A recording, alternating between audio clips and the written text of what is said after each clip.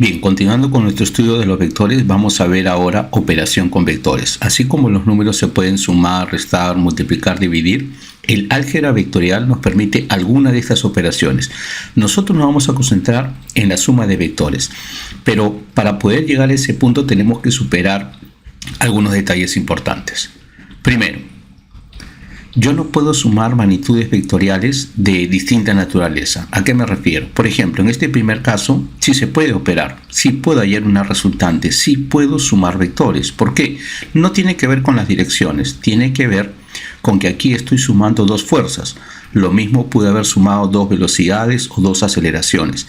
En cambio, aquí, en el segundo ejemplo, no se puede operar, es decir, no puedo sumar los vectores, no puedo hallar una resultante. ¿Y por qué? No tiene que ver con la dirección de los vectores, sino que tiene que ver que este vector de aquí representa una velocidad y este vector de aquí representa una aceleración. Yo no puedo sumar una velocidad con una aceleración. Yo puedo sumar magnitudes vectoriales de la misma naturaleza. Otro caso que debemos tener en cuenta para la suma de vectores es lo siguiente. Los vectores no cumplen con la regla de los números reales. ¿Qué quiere decir esto? Por ejemplo, si yo te pido que operes aquí, es relativamente fácil responder. Es más, si yo tuviera acá 5 kilogramos más 3 kilogramos, 8 kilogramos, 5 horas más 3 horas, 8 horas. Es decir, las magnitudes físicas escalares también cumplen con la regla de los números reales. Sin embargo, si yo quisiera sumar 5 newtons más 3 newtons, yo no puedo esperar que me salga 8 newtons, no necesariamente. Entonces, esto es lo que nosotros debemos estudiar para poder resolver este tipo de ejercicios. Entonces, por favor, mucho cuidado con estas dos condiciones.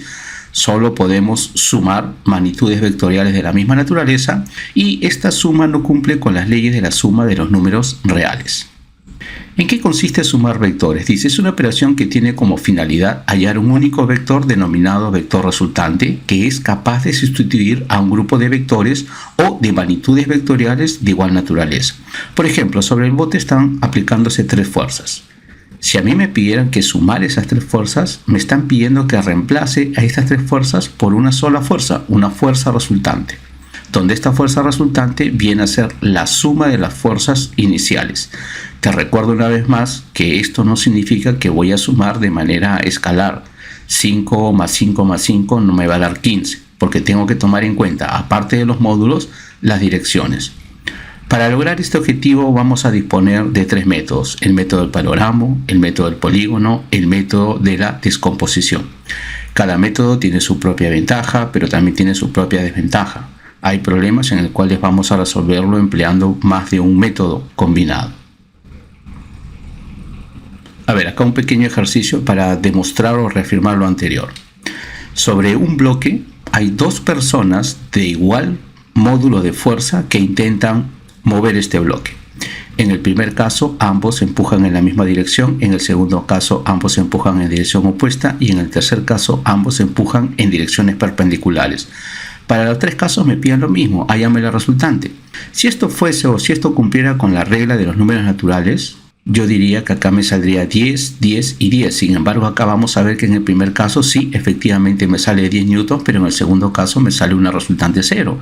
Y en el tercer caso me sale una resultante de 5 raíz de 2. Nosotros ahora en el desarrollo del tema vamos a entender el porqué de estos resultados. Simplemente quería dejarte en claro que sumar magnitudes vectoriales no es lo mismo que sumar números reales. Bien, revisemos nuestro primer caso, el método del paralogramo. ¿Qué ventajas y qué desventajas tiene este método? Dice, método válido para cualquier par de vectores. Eso significa que si tuviera más de dos vectores, 3, 4, 5, sí puedo hallar la resultante por el método del paralogramo, pero voy a tener que realizar más de una operación. Este método es ideal para un par de vectores. Dice, para hallar la resultante debemos cumplir con ciertos requisitos. A ver, acá tengo el par de vectores cuya resultante deseo calcular. Bien, lo primero que debo hacer es que sus orígenes coincidan en un mismo punto. A ver, de este vector tengo su origen y su saeta. Su origen o su saeta y su saeta. Me están pidiendo que estos orígenes coincidan en un mismo punto. Date cuenta que para ello he trasladado los vectores sin alterar de ninguno de ellos su módulo o su dirección. Al momento de unirlos observo que forman un ángulo θ. Siguiente paso, debo trazar rectas paralelas a los vectores. Quiero aclarar por las saetas con la intención de formar una figura geométrica llamada paralelogramo. Bien, veamos, acá está. Mira, por la saeta una paralela al otro vector, por la saeta una paralela al otro vector. Esta figura geométrica se llama paralelogramo. Tercer paso, por la diagonal del paralelogramo formado, ¿no?, coincidiendo con el punto de origen, se traza el vector resultante. Este es el vector que reemplaza los vectores A y B. Entonces, en esta figura puedes observar que tengo un solo vector, el vector resultante, que está reemplazando a estos dos. Por eso que acá lo he dibujado con líneas punteadas representando de que estos vectores ya no existen. ¿Por qué? Porque han sido reemplazados por el vector resultante. A ver, veamos, acá tenemos un par de ejemplos más. Tengo acá el vector A y B. Vamos a unir los vectores por su origen, sin alterar el módulo o la dirección. Acá hay un ángulo que están formando entre sí. Debo trazar las rectas paralelas por las saetas, paralela a este vector, y por la saeta de A, una paralela al vector B. La figura formada es un paralelogramo y por la diagonal pasa el vector resultante. Los vectores A y B desaparecen, ¿por qué? Porque acaban de ser reemplazados por el vector resultante. Uno más. A ver, nuevamente, ya sabes, primero debo hacer que los orígenes coincidan y no debo alterar ni el módulo ni la dirección de ninguno de ellos. Acá hay un ángulo que están formando. Por la saeta de C trazo un vector paralelo a D y por la saeta de D trazo un vector paralelo a C. Y esto es lo que obtengo. Acabo de formar una figura geométrica llamada paralelogramo, por cuya diagonal pasa nuestro vector resultante. Este vector resultante viene a ser la suma de los vectores C y D. Muy bien, hablemos algo de matemática ahora. Tenemos aquí la figura geométrica llamada paralelogramo, que se caracteriza por tener un par de lados paralelos y de igual valor. Este paralelogramo vamos a asumir un ángulo de referencia. Pudo haberlo tomado en cualquiera de las esquinas, pero voy a tomarlo a él como ángulo de referencia. Este paralelogramo tiene un par de diagonales. ¿Cuál es la diferencia entre ambas? Que una diagonal pasa por el ángulo de referencia y la otra no. Algunas consideraciones. Esta diagonal que pasa por el ángulo de referencia divide al ángulo θ en dos ángulos alfa y beta, donde estos ángulos alfa y beta no son iguales. Es decir, esta diagonal no es bisectriz. Sin embargo, si estos lados fueran iguales, es decir, el paralelogramo se transforma en un rombo, los ángulos serían iguales, es decir, la diagonal haría papel de bisectriz. Otro caso que cumpliría sería que estas diagonales serían mutuamente perpendiculares entre sí bajo la condición establecida. Ahora, ¿qué pasaría si este ángulo de referencia es de 90 grados? Es decir, el paralelogramo se transforma en un rectángulo. Bueno, en este caso, el valor de las diagonales sí serían iguales. Bien, ahora concentrémonos en este triángulo de aquí. Mira, tenemos un triángulo donde conozco dos de los lados y el ángulo entre ellos. Si yo quisiera calcular esta diagonal de aquí, esta figura geométrica me trae recuerdos de la matemática desarrollada anteriormente. Sí, si esta fuera mi incógnita, esto lo puedo relacionar a través de la ley de cosenos que ya hemos explorado anteriormente.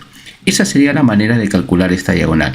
Si yo quisiera calcular la otra diagonal, ya tendría que emplear herramientas matemáticas que no son el propósito ahora de este capítulo o de lo que estamos abordando. Simplemente te daría la manera de cómo hacerlo, ¿no? Estoy seguro que si indagas puedes encontrar el desarrollo o la demostración. En este caso, si efectuamos esas operaciones matemáticas, demostramos que la diagonal que pasa por el ángulo de referencia se calcula de la siguiente manera. Si comparas ambas fórmulas son muy parecidas, sin embargo la enorme y gran diferencia es que la ley de cosenos contempla acá el signo menos y acá estamos trabajando con el signo más.